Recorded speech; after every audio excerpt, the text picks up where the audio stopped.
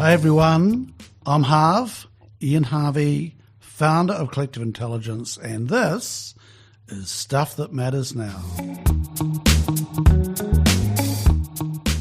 Hey guys, welcome back. Thank you for patching in this morning. Well, it might not be morning where you're patching in, but it is for me. And I'm in Christchurch this morning talking to Stuart Taylor. Good morning, Stuart. Morning, Harvs. How you doing? I'm all right, actually. This is an early start for me, not for you. Dairy farmers start a lot earlier than me, but it's 8:30 in the morning here in Christchurch. It's been a bit chilly, but this morning's quite nice. So, and I've been wanting to interview Stuart for a wee while because of your journey, Stu, going from, and I'm going to dip into that very soon, from a traditional dairy farming background to a very evolutionary model now. So, Stuart, your title is what? My title in Craigmore Sustainables is General Manager of Farming. And what is Craigmore Sustainables? Craigmore Sustainables, it's about a 10-year-old organisation that brings in international equity and allows New Zealanders to operate farms as well as orchards and forests around the total length of New Zealand. And it's got some scale? There is some scale. There's 16,000 dairy cows in direct ownership and another 16,000 in, or thereabouts, in minority stakes. And you've got some forestry? There's forestry around the North Island. It has a community-based philosophy and a real strategic focus on planting appropriate land and forestry, and then allowing the better country to be farmed for the community. And then horticulture as well.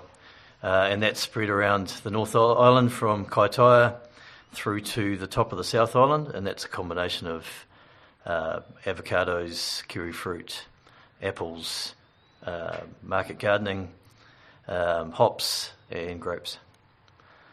So dynamic business.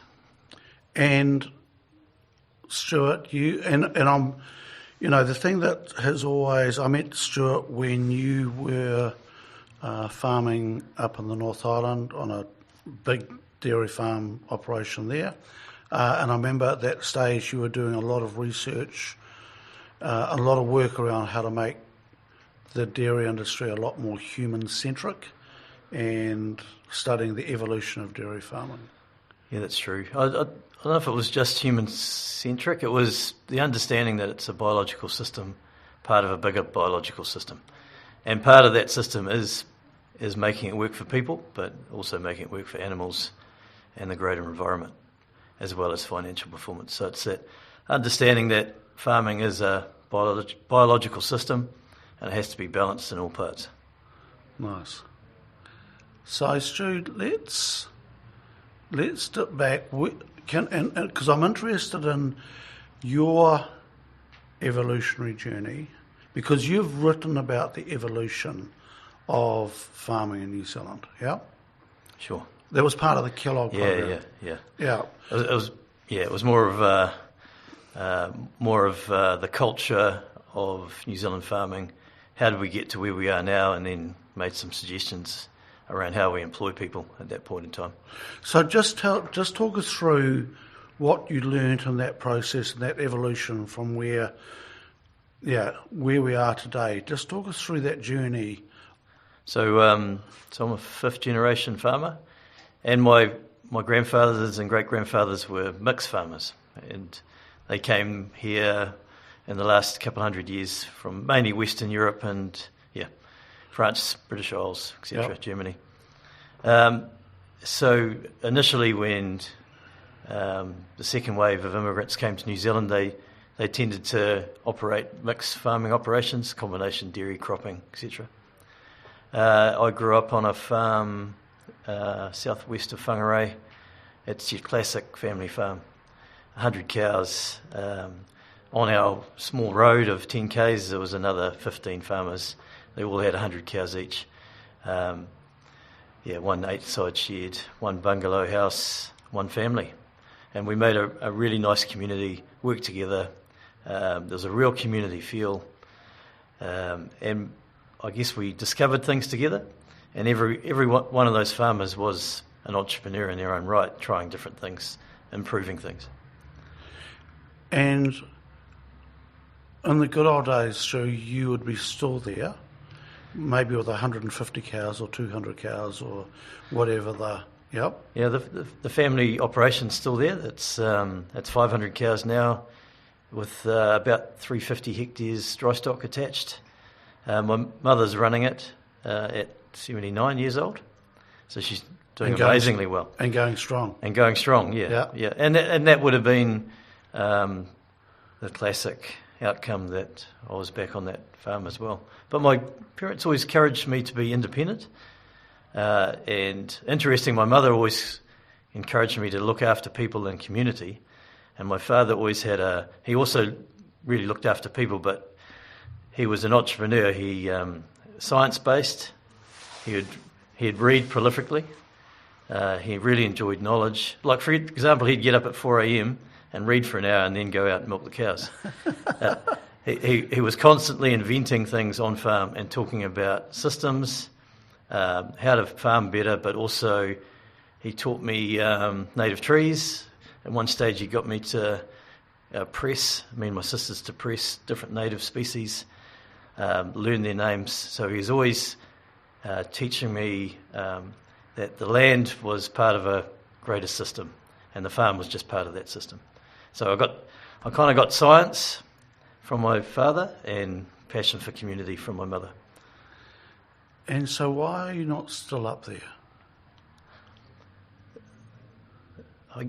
Post-university, there was always a feeling that, they always encouraged me to go out and learn from other people and learn from other situations. So there was always that encouragement to expand myself from both my parents. And post-university, I decided to work for a farming operation in the Waikato. I thought, Waikato's the milk and honey of New Zealand, so go to the Waikato and learn from the best. Yep. And I guess it was there that I got introduced to scale. It was the mid-90s, so farms were going from 100 cows to 500 cows to 1,000 cows. It was the start of that expansionary phase that we've seen in the last 30 years in New Zealand. So it was interesting for a young man to be part of that scale. And I guess I decided that cows and grass were interesting, but they were pretty easy to predict. It's difficult running a farm, but you can kind of guess what a cow's going to do. Yep. If you feed her, she's going to produce milk. If you look after her, she's going to be healthy. Grass or pasture, if it rains and the sun comes out, it grows. If it doesn't, it doesn't grow. So it's complex, but it is predictable.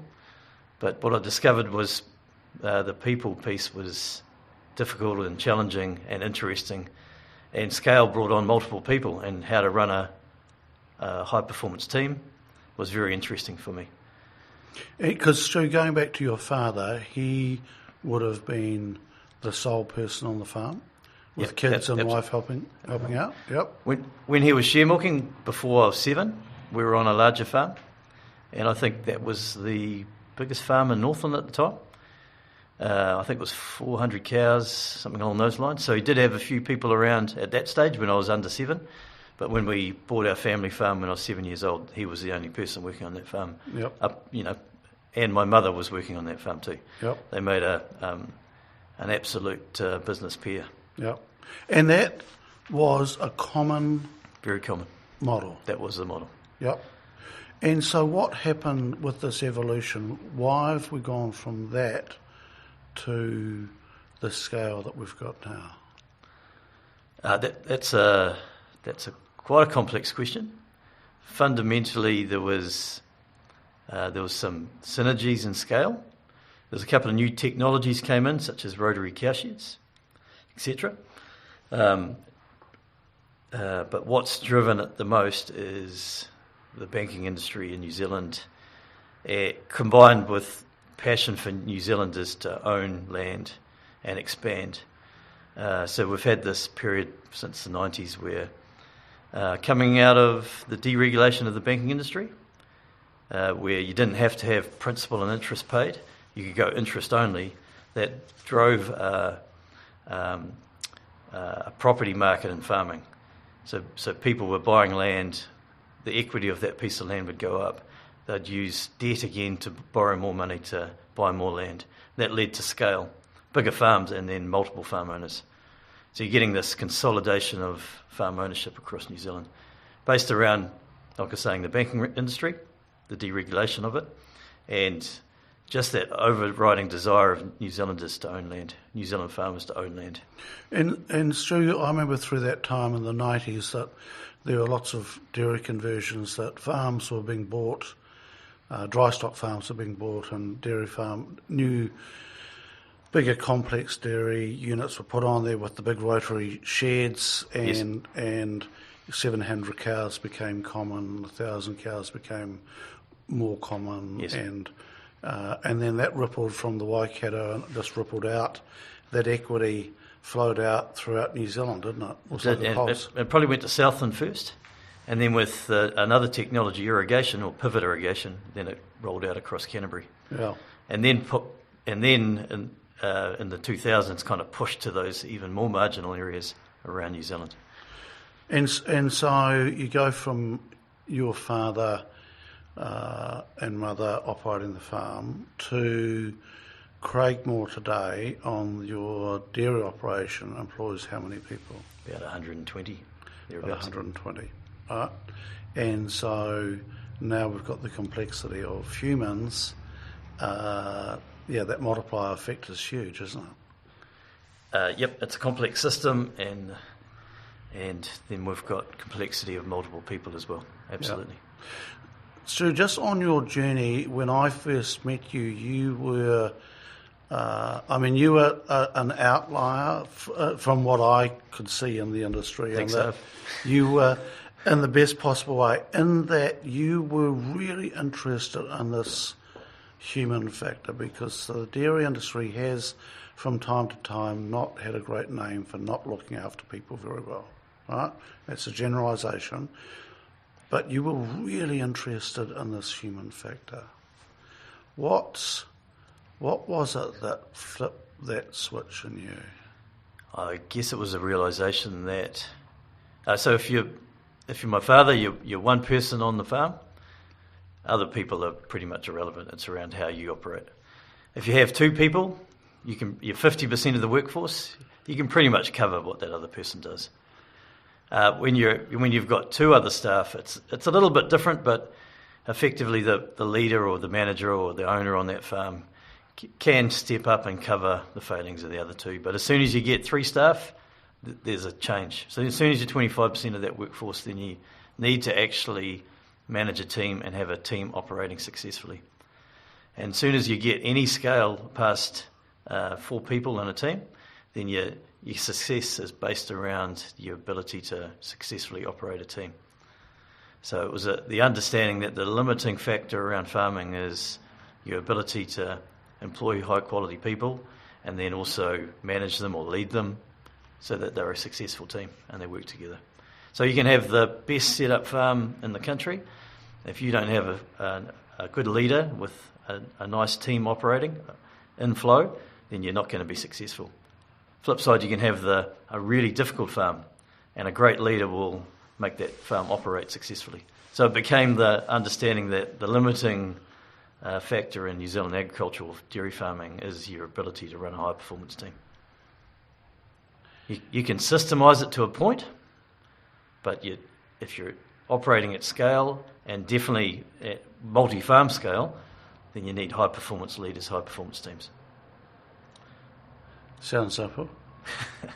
And Stuart, the other thing that was really interesting is that you changed the hours that people worked, because the common factor with the dairy industry was that dairy farmers worked extraordinary hours, right? Really long hours for weeks and weeks on end. Yeah, so it's a cultural belief that we've carried forward. So when people came to New Zealand, it was they they took a risk, a physical risk, and then they were forceful in what they were doing, and that made them successful. Whether it was the first humans to come to New Zealand, or the later humans to come to New Zealand, or the ones that are coming today, they've all got that same attitude around pushing the limits to make a difference for them and their family.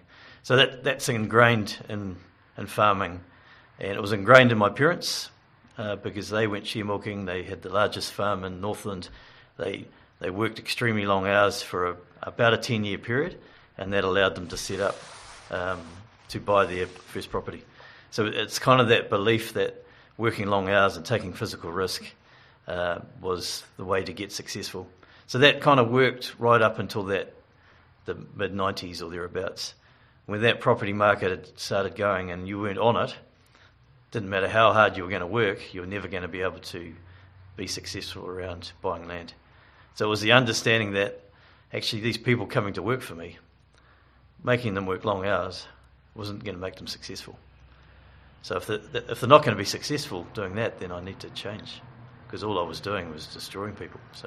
So because it was a ladder to land ownership, people would work whatever they needed to work. Absolutely.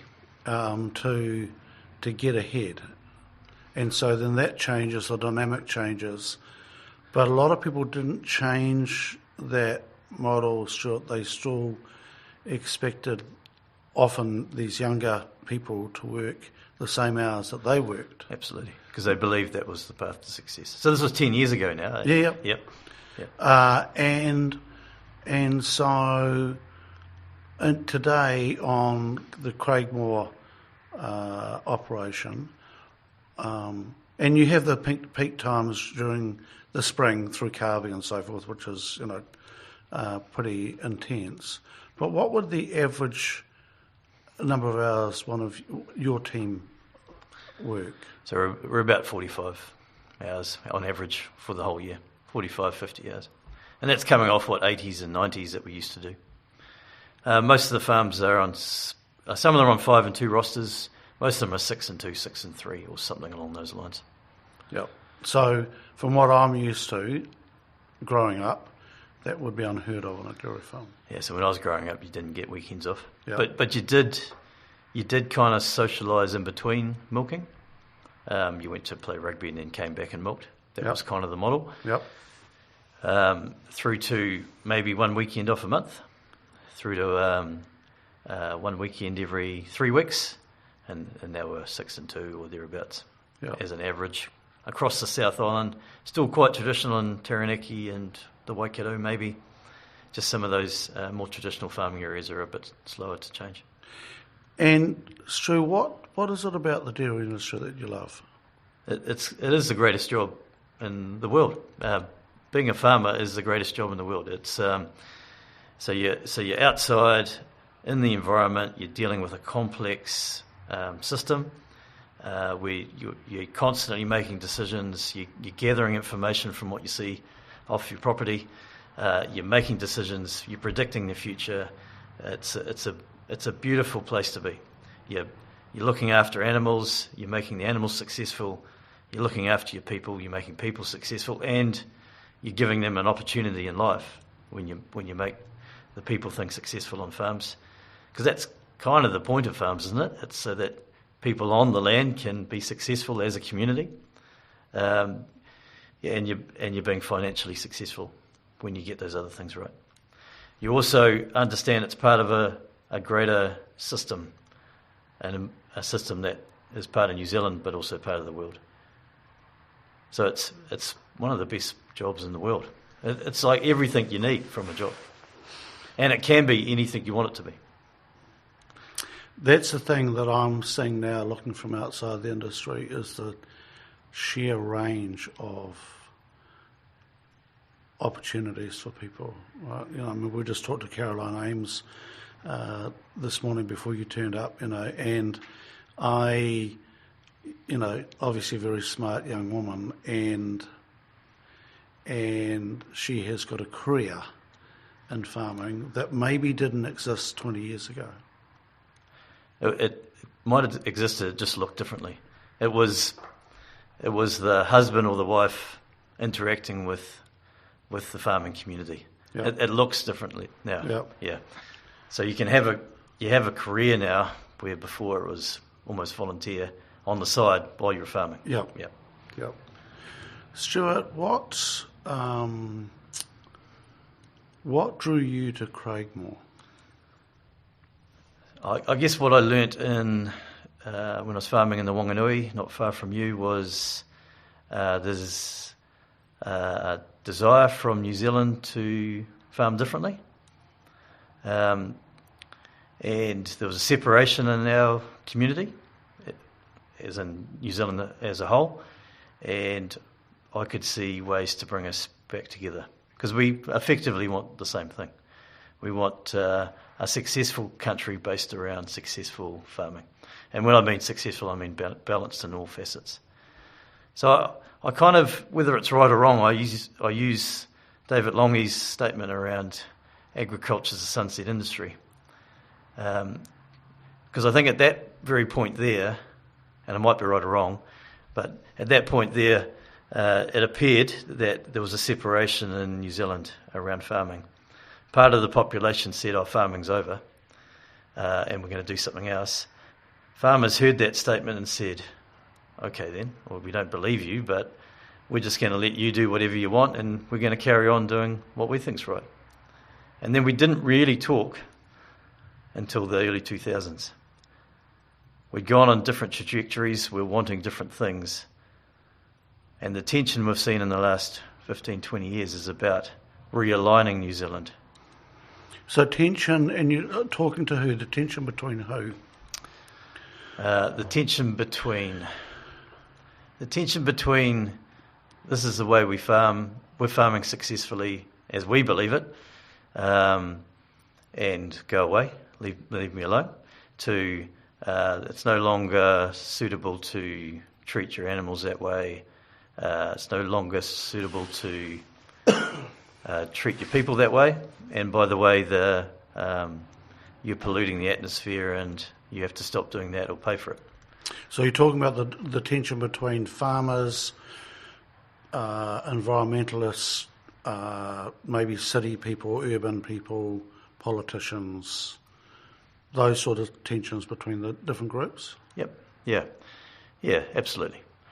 And so, I mean, it was an extraordinary comment that Longy made, and I don't know, I wonder why he made that comment, and I wonder if it was to justify, they pulled the subsidies away from farmers, which ultimately was the best thing that ever happened. At the time, it was ruthless and tough. And yeah, they could have done it slower, but that's all right. We got to where we got to. we got to where, and it was phenomenal. And so maybe he was justifying the fact of pulling the plug on the farmers, and that it was justification for that. But it wasn't extraordinary, and it landed really poorly in the rural sector. Absolutely. And here we are, 30 years later, whatever, still talking about that comment. Absolutely. Which I remember. And it comes up again and again. Yep. It's stuck, hasn't it? It's absolutely stuck. So the last few years you've got this climate change, you've got the loss of biodiversity, you've got and it's interesting. I have interviewed a number of farmers recently on this podcast because there is a whole lot of good news and good things happening on the farm, but unfortunately good news doesn't sell in the media, right? Bad news is wicked, right? But, good news is just doesn't sell. And I can see the changes happening, not by all farmers, Stu. Sure.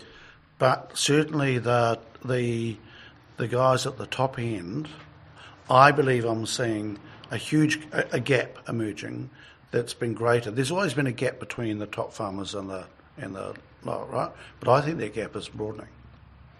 Yeah. Yep. And I know you're conflicted here and you can't say much about that. But I'll put it this way. I think it's the right way to put it. So some farmers get on time tangents. So you go onto their farm, it looks like 1950. They still farm like it's 1950, and they're very insular people. They interact with very few people. TV might be just the one news, that's it, and they might read the paper, that's it. So they're still in 1950, so they farm like it's 1950. and they act like it's 1950.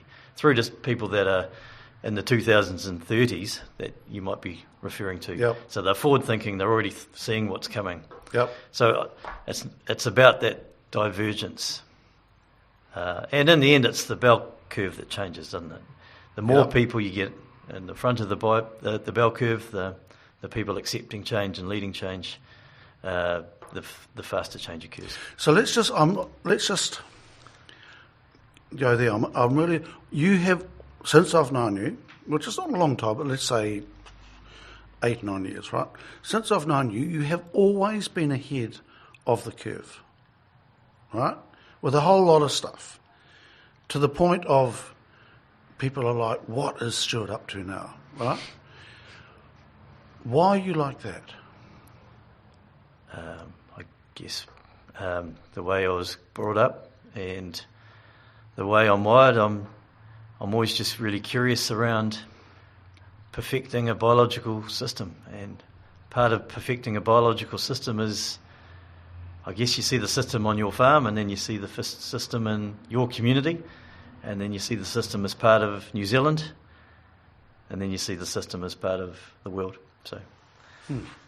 So you're just searching for solutions around perfecting a system. That is a piss poor answer, but I'm not sure how to get a bit of one out of you, because I'm thinking you've oversimplified that. What motivates you to be like you are? Like I said earlier, farming is the greatest. No, don't give me that shit. In New Zealand. What motivates you? Because I've always seen you as being motivated for this change. Yeah, like I was saying, I want farming. Farming is the greatest. So it's that. That is the thing. Yeah, and it is still New Zealand. Farming is still New Zealand. It's primary industry brings in 60-70% of New Zealand's cash income. Yep. It is still New Zealand. Yep. And I'm passionate about the people in provincial New Zealand and in New Zealand. So I'm looking for solutions so they can succeed. Okay. All right. And farming can succeed. Okay. Which is really just the people. Okay. All right. I'm going to... And if we're successful, we're looking after our animals and we're looking after the land. Okay. All right. I'll accept that. Over a few beers, this might... And I love ideas, of course. Okay. And I love trying things. There you go. Yeah. And I love allowing space for people to be successful, for them, their family, and also the people on that farm and the community around that farm. So with 120 staff, they have autonomy? Yep, we run an empowerment system. You have to with the changeable situations on farm. The financial situation's constantly changing, and the environment they're in is constantly changing. So they have to be empowered. They have to be highly skillful, intelligent people with enough information, or as much information as they need, so that they can make accurate decisions on a daily basis, multiple times through the day. So I've got this philosophy I've developed on the farms that I'm lucky enough to look after. It's around so each farmer's got their own personality and strengths and weaknesses, and there's a farm system that suits that person. So very intense people are very successful running an intense system. So that's more feed brought in, etc. For cows, more milk solids per hectare. The margins are very small. They're spending $1 and making $1.03. Mm-hmm. So that suits very intense people. Other people, that's not their driver. They can't operate a system like that. So they might be a mid-range system, so less feed brought in, less cows per hectare, and they make that very successful. So every farmer has a system that suits that farmer, and every farm also has a personality, and she or he, whatever you want to call the farm. So she's got a system that she can run. So it might be based around her topography, the climate, average climate, whether she's got irrigation or or a big cow shed, small cow shed. So there's a system that the farm's personality can handle. And the success point is overlapping those two systems. So that's when you get the synergy in the middle. So the farm's operating her best system, and the farmer's operating their best system. So that's the fundamental philosophy around each And that's farm. the biology you're talking about, Yep. Stuarts, matching those biologies up. Absolutely. Yeah. Stu, the last 2 or 3 years, the dairy industry's come under a lot of scrutiny around pollution, around the harm that it's done to the environment, around greenhouse gases. It is incredibly topical. There are lots of reports, lots of, conflicting information. Yeah. There's so how do you respond to the criticism that the dairy industry's come under on its environmental footprint? So you've got to put it in perspective of time and what we knew as a society around what we're doing. So I think the most useful place to look at that is from New Zealand whole, because it's been a choice of New Zealand society to do what we've done. So we've come to New Zealand over the last 1,000 years, and we've fundamentally developed New Zealand, if that's the right word, to have a way of living or an economic wealth. So everyone in New Zealand's done that over the last 800 years to 1,000 years. So it wasn't until... So if I wind back 40 years, New Zealand was very much in a development phase. The government was draining swamps and cutting down forests Yep. to turn them into farms. It was the Lands and Surveys Department, which is now Landcorp. So fundamentally, the government was draining swamps and the cutting down forests. government was giving farmers to do that. Absolutely. So society decided to do that. And then some of society in around the 70s, and maybe before that, but they were making more noise in the 70s and then 80s, and they're saying, that's enough, guys, we've done enough. And then even some of the government policies until the last 15, 20 years, we're still in that phase of developing economic wealth through more intensive farming. So as a society, we've decided to get to where we've got to.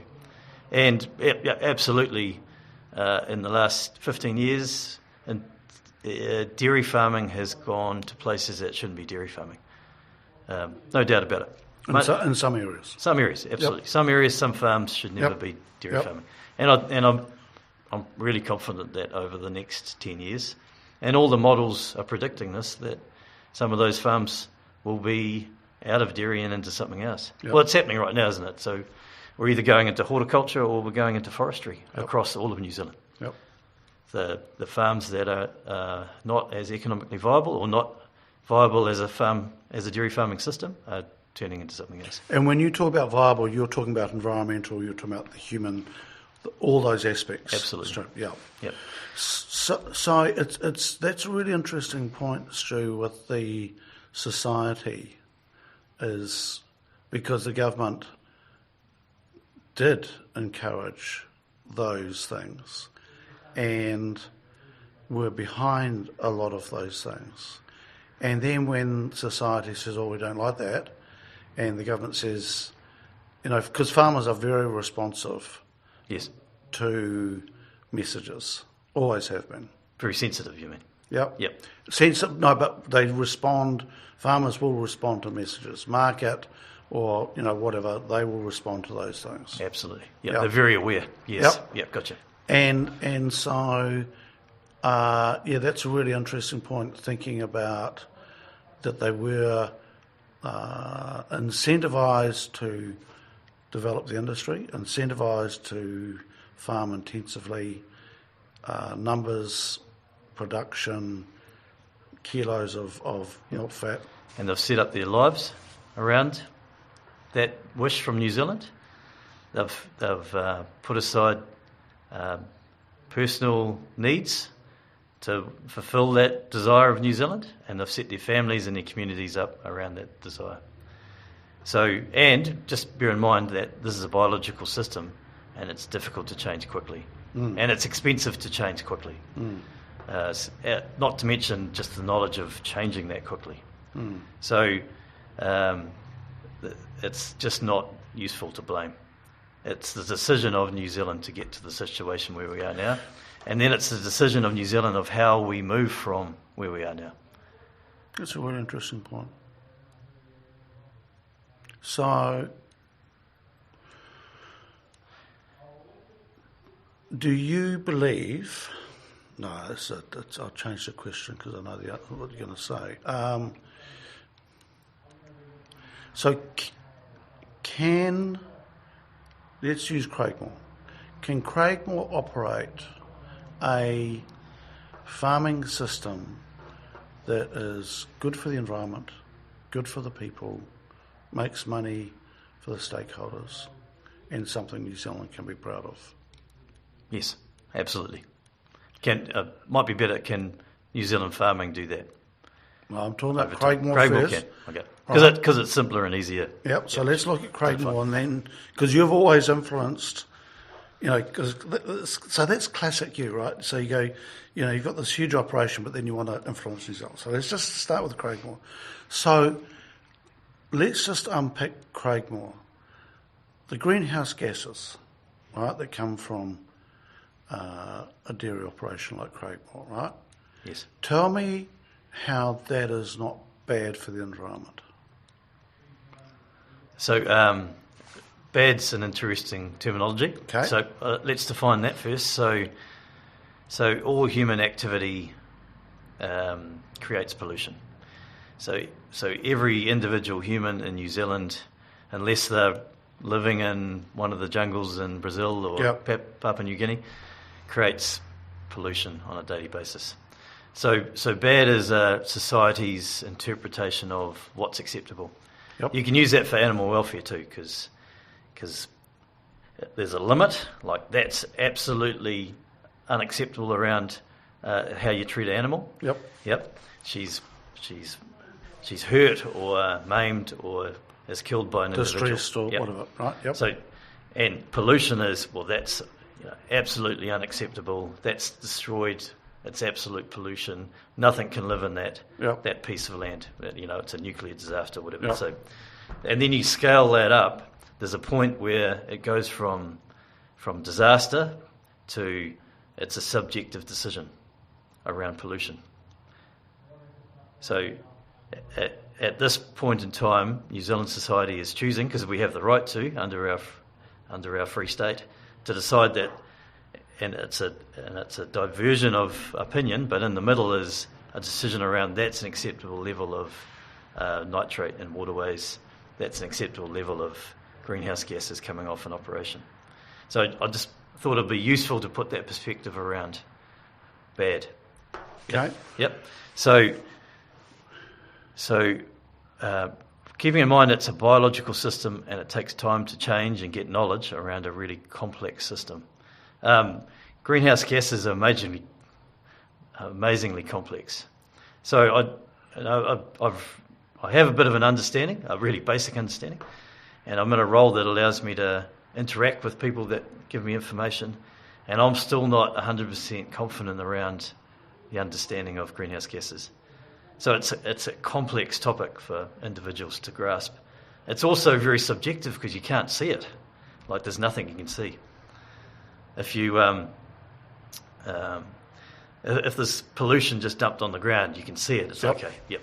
But it's a invisible gas. Society as a whole across the world, there's a divergence of opinion there. So it's hard to get real clarity around information because we're still just discovering as a society around the effects of it. And then coming to your actual question is, can we farm sustainably? Absolutely. So under a ruminant farming situation, if you're just talking about greenhouse gases, the main driver is methane. And methane comes out of the the cow's digestion system, which is effectively, if you imagine a composting arrangement inside an animal, one of the byproducts is methane. So we will naturally get more efficient animals that produce more milk or meat or wool with less methane, because methane's a waste product from a digestion system. So there's naturally an improvement every year through genetics. But then throughout New Zealand we're finding better ways. So, for example, use of plantain or changing the feed to get a different, same sort of production but with less greenhouse gases.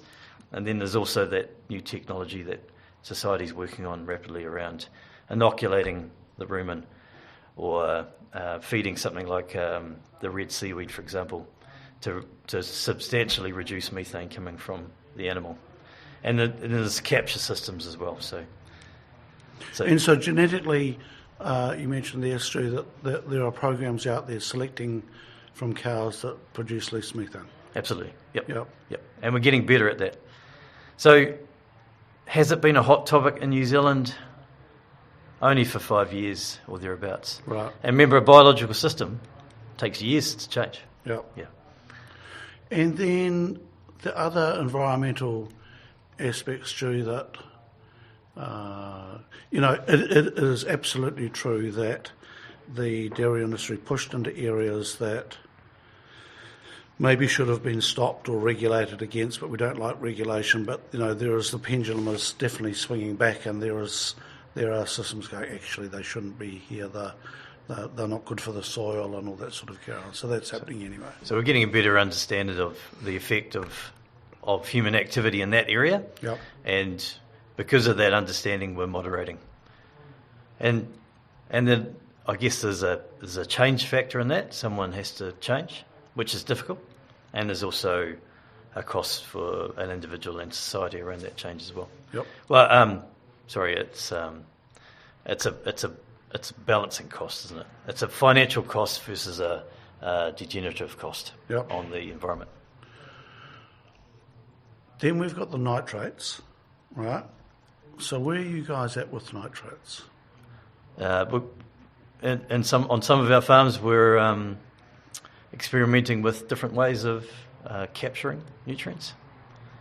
So, for example, one of the farm leaders, he's a part owner on one of the farms.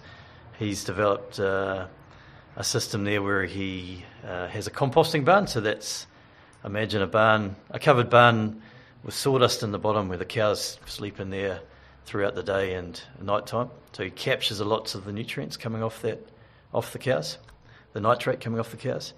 And he also has a drainage system that drains to a point where he recirculates the water and nutrients back across his farm through an irrigation system. So he's actually intensifying to reduce nitrate leaching off his farm. Yep. So that's just one example. So on the rest of the farms, it's about we're developing an effective way, a consistent way of measuring those environmental outputs. So you might call it ESG reporting, or you might call it social license reporting, but it's effectively trying to develop a series of standards with consistent protocols so that we can get a baseline around our environmental performance and then look to improve that over time.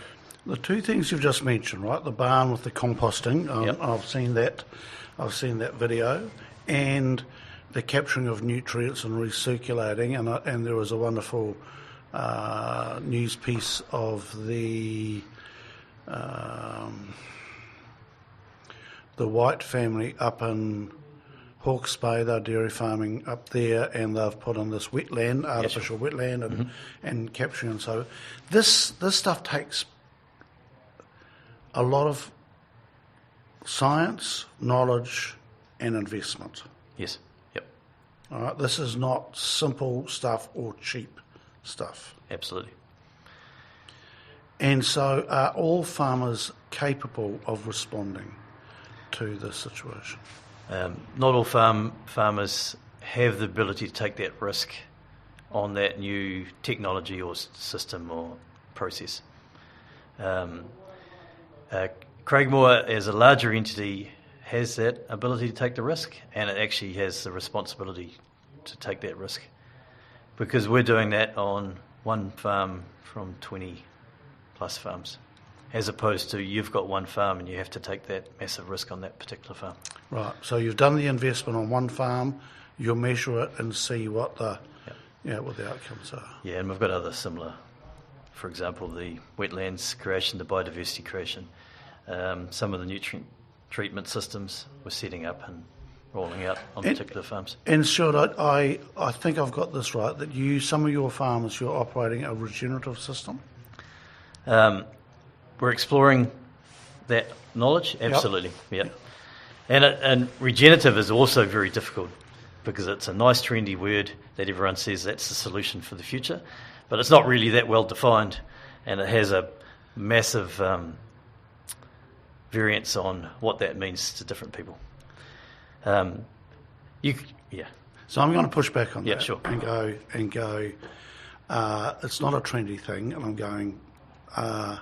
And the reason for that is that I believe regenerative capitalism is a new wave coming, right? So we've used regenerative agriculture, and it's all sorts of bells go off because people get triggered by it. And hence my got that. So I want to change that conversation and not go down the rabbit hole of what is it.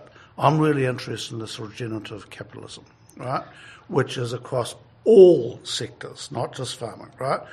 And what does it mean is that every time that you turn the wheel, that that the planet benefits, that people benefit, that there's all sorts of positive aspects. And I think the space that we're in now, Stu, that we need to understand that operating any commercial model is not just about creating money for the shareholders. It has got to be a far more balanced, holistic model. And I actually think you guys are going down that track now. Yeah, so our owners or shareholders or investors, however you want to term them, they're happy to accept a lower cash return for certain behaviours, and those behaviours are looking after the environment, our people, and our animals. And there we go. So this is, because what's interesting, that you've got, I think that you are moving towards, and I'm steering this conversation now, but in my belief, I believe that Craigmore is moving towards a more indigenous type, long-term model. Absolutely, yep. You agree with me? Yeah, absolutely. And it starts from our investors from Western Europe, because they're often long-term investors, and traditional money, multi-generational traditional money from Western Europe, and they have a long-term view to start with, and they understand the need for looking after. They're often agricultural based, looking after the environment, because when you're actually agriculture is looking after the environment. Yep. If you're truly thinking long-term, multi-generational, then it's about a long-term system that also incorporates people and the animals. Yep.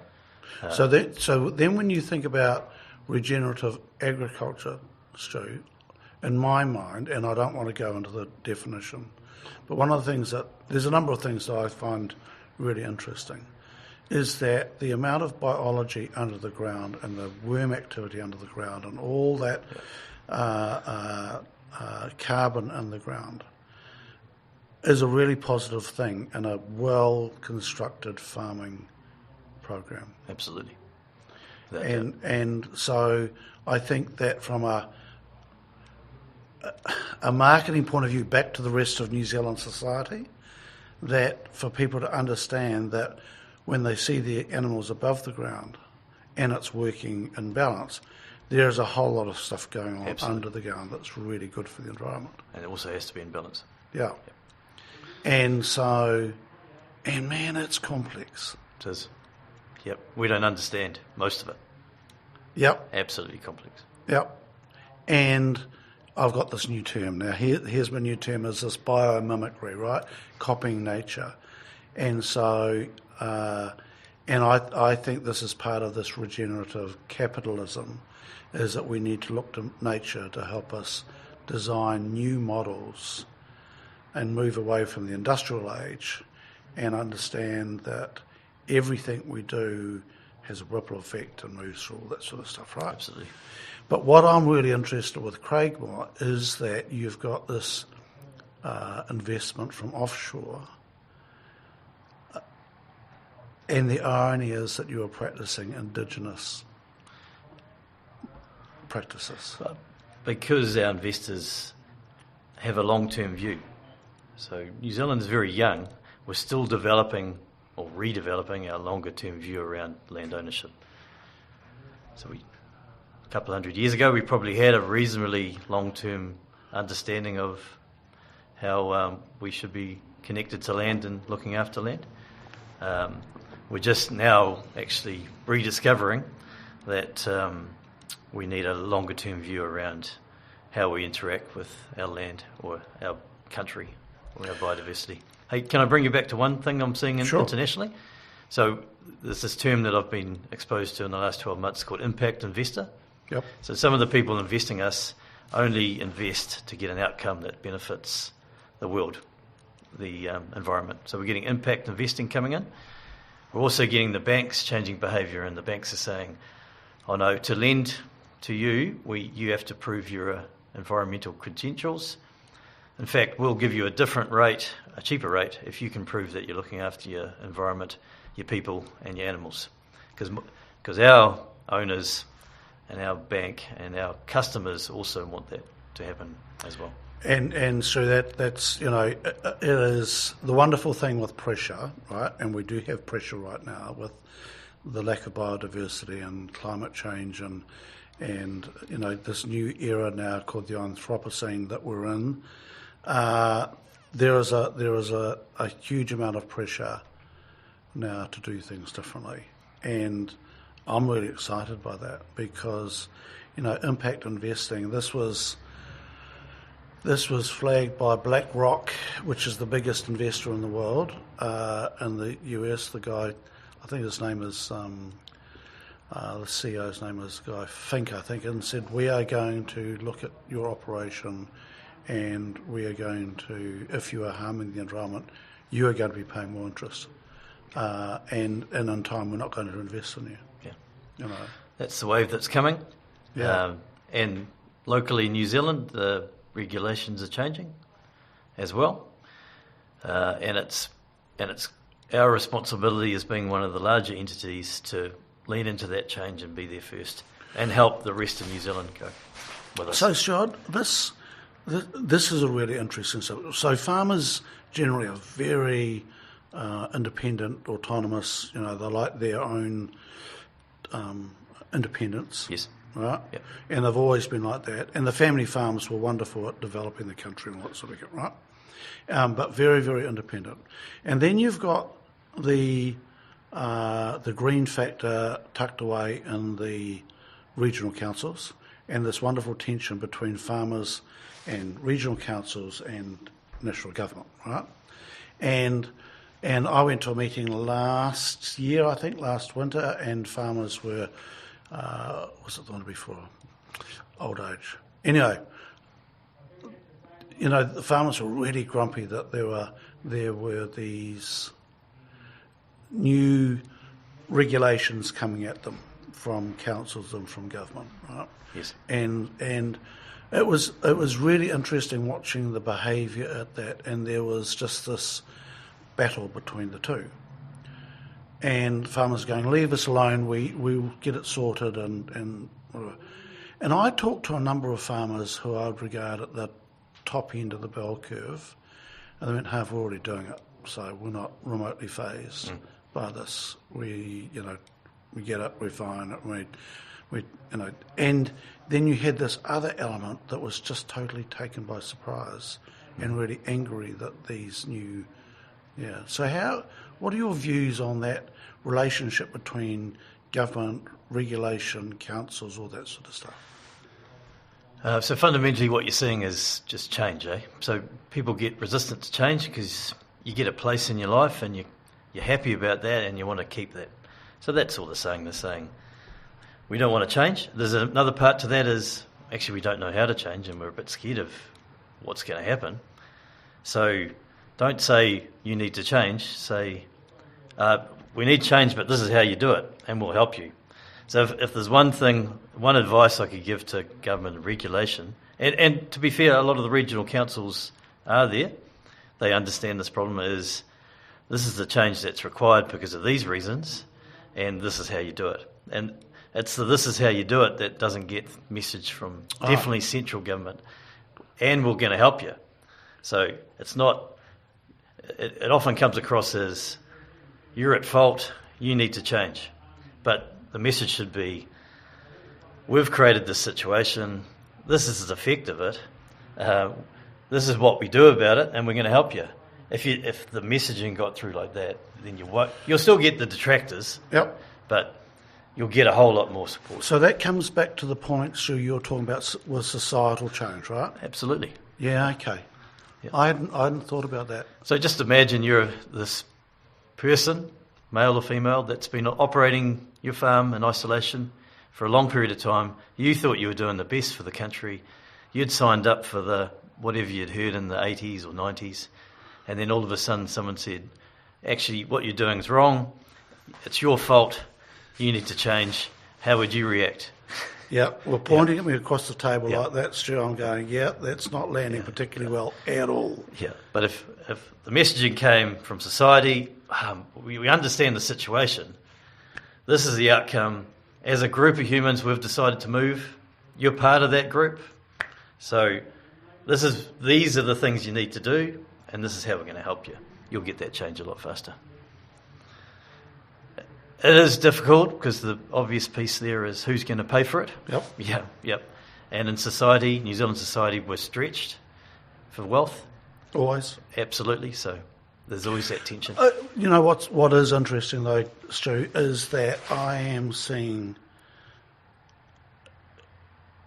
in my lifetime the most huge investment in planting of natives, of fencing of waterways. Yep. And I've never seen this before, and I know that's an interaction between farmers, council, and government. Absolutely, it's working together for a solution. So it is. It is for all the fuss that went down 12 months ago. It's absolutely working, and just to throw this in here was that last year before the election, I was quoted on stuff that. And it was to sort of antagonise some conversation that farmers have always seen the National Party as being their party, right? And I, for conversation and to stir things up, I said, well, maybe maybe the Green Party is the party for farmers going forward, right? Well, but you know what? I actually believe that holds some water, that the Greens are all about the environment, right? And they used to be about out there and wacky, but it's a movement that is growing, and there are some politicians in there who are credible, and that maybe the Green Party are the farmers' party of the future. And farmers will be sitting going, "What is he on now?" Right? But I think what you're saying is, so farming's like I was saying about a balanced system. And maybe the Green Party is the party that actually considers more parts of the system than other parties. Well, the Greens love the environment. You guys love the environment. There's actually got more in common than you realise, I believe. Sure. Yeah. This is not a political. This is not a political. Have the next member of Parliament. Nobody vote me. That's the problem, Stu. People are going to vote me. Anyway, so Stu, what area haven't we covered this morning that you'd like to dig into?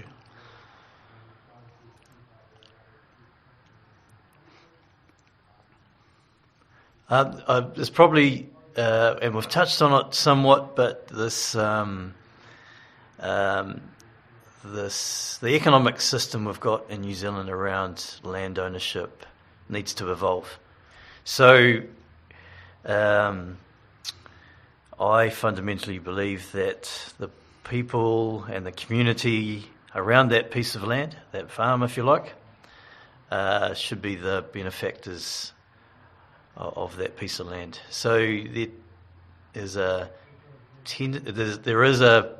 pattern in New Zealand now that a small group of people are the majority benefactors from farming operations. So when I grew up, it was the community, the individuals, multiple individuals that had ownership and the benefit of land in their community.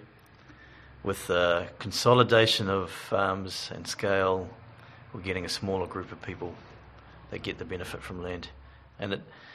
And also where we've got to with scale and intensification basically comes out of the economic model. It drives us. Ultimately, the passion is to own land and be on a piece of land.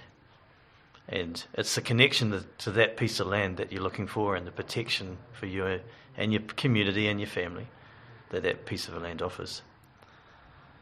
But the economic model, the banking model we've got, doesn't drive us to sustainably own that piece of land. So if we could find a way to have land ownership, and it's probably more of the longer term view of land ownership, where you're existing on that piece of land for that period of time for your life, and then it passes to the next generation of the community that is based around that piece of land. And if you notice, I'm keeping away from any ethnic groups from any part of the world. It's around New Zealand actually deciding that the way we own land should be based around a longer term view, and it's only the people existing on that piece of land for that period of time that gets the economic benefit. The piece of land should benefit the community around that piece of land. So that's my challenge to New Zealand. How do we evolve to something better without spiralling into the failures of the past? Yeah. With that kind of philosophy. Yeah. I thought greenhouse gases was going to be complex too. This, what you're talking about there is, because we could go down the track of, who actually owns land? And do you actually ever own land because you just own a title because we made this up. Nobody owned lands before farming became a thing. And land ownership only turned up when people started farming, settling in an area, stopped roaming, and went, oh, actually, this piece of land's really good, and I'll put some pegs up and go, this is my piece of land. So land ownership is not a natural... Absolutely. It's not a natural thing for humans to do. It's a human construct. Yeah. It doesn't actually exist. We've developed it. And... Stu, you might be a communist. Yeah, that doesn't work. that was the systems of the past that I referred to. That don't work. I'll put it a different way. So, I grew up on a piece of land outside of Whangarei. I don't own that land, but I have a strong connection to it. And when I go back to that piece of land, I'm walking around with my father that passed away a few years ago, because him and that piece of land are quite connected. And then I worked on a farm in the Waikato for a while, and every time I go past Hamilton, I take a diversion, much to the disgust of my wife, just to have a look at that piece of land and see how that piece of land's getting on, because I have a connection to it. I don't own it anymore. I never did own it, actually. And it's the same on every farm that I've worked on. So I have a connection to the land, and I'm kind of talking about that connection. And you might call it kaitianga, it's that same, humans are connected to land. It's not about actual economic ownership. It's about the connection to land.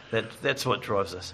So, Stu, are you connected, with Craigmore, are you as passionate about farming the Craigmore farms as if you owned it? Yeah. And everyone that operates these farms are connected. It's actually part of our DNA. It was in some of those original constructs of the founders. It was farm it like you're a farm owner. Farm it like you're connected to the land.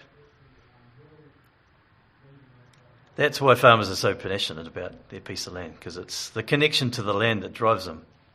Yeah. And it's the connection to the land that we need to enhance, because that becomes the solution for the future. Yeah. And if we can create a way where we can farm that piece of land without the pressures and tensions of the economic model we've got, that's the sweet spot of New Zealand farming. Sure, I'm going to wrap up there, because that is just a stunning summary there, and I would love to further this conversation when you have developed this thought further, because I can see that's rattling round in your head, and I would be really interested to know what models Craigmore comes up with, or because I know you operate lots of different models within the Craigmore system, and I'm really interested to dig in that. And if I'm not sure how long it's going to take you to flesh this out. You operate pretty quick. If anyone out there can assist me with that conversation, or maybe we could have another joint podcast with a detractor or a... Okay. All right, so that's the request out there. We'll put Stu's email address, and if you've got some thoughts on that, on how this could develop, they could contact you, Stu. Thank you. Thanks, Hav. Pleasure. And Stu, good luck with the next step with Craigmore. It's I love the model. I think it's a really interesting model. I love the flexibility of it, and I know a number of your people, and it's a really smart operation. So well done and good luck. Thanks, Hav. You've just been listening to an episode of Stuff That Matters Now, brought to you by Collective Intelligence. I hope you enjoyed listening to the fun stuff, the rugged stuff, and the complete stuff-ups that have helped this particular Collective Intelligence member evolve while making the world a better place. Do check out our Stuff That Matters Now podcast series on your favourite podcast provider, or visit our website www.collectiveintelligence.co.nz to get links to new episodes. Contact us if you want to learn more about how we can help you evolve yourself and others. Thanks for listening.